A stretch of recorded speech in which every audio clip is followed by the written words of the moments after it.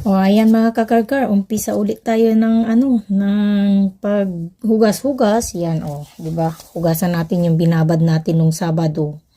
Magdamag, maggabi. Yan kinaumagahan ay maghuhugas.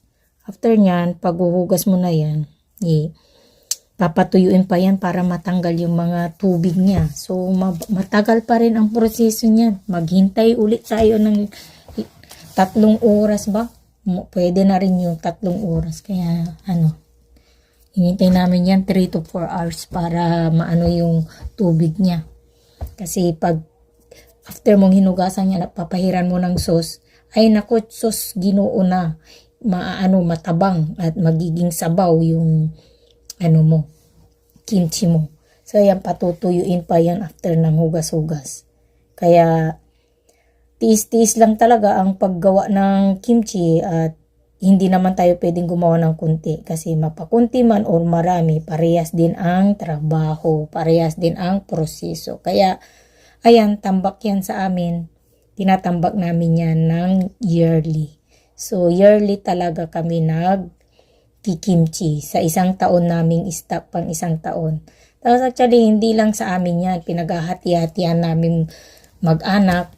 Yun nga lang ang masaklap, marami kang ginagawa, marami kang kamag-anak, pero iisa ka lang naman maggagawa. Diba? Ang saklap, diba? Pero okay lang, ayos lang. Ganyan tayo kasipag. Kaya, dapat laging malakas. Pero ewan ko lang, next year kung sipagin ako. Kasi talagang masakit talaga sa likod. So, minsan nagpapahinga-hinga pa ako unti-unti dyan. At talagang masakit talaga ang likod mo. Biro ba naman? Dapat yan 4 kayo na tao dyan kasi bawat salang may nagtatransfer. Bawat salang may tao magtatransfer.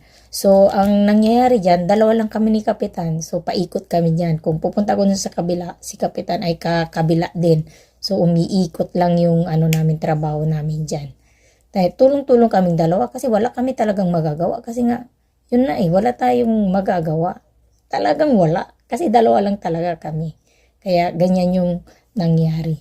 Minsan may sama ako ng loob sa mga bilas ko pero okay lang. Sabi naman ng biyanan ko dapat daw magkasundo at dapat daw ay hindi daw mag-away-away dahil yun daw yung wish niya. So okay naman, mabait naman tayo so pagbibigyan natin sila, 'di ba? So ayan, kasi sabi nila pag mabait ka daw pinagpapala. Oy, wish ko lang. So, ayan ang aming journey ni Kapitan sa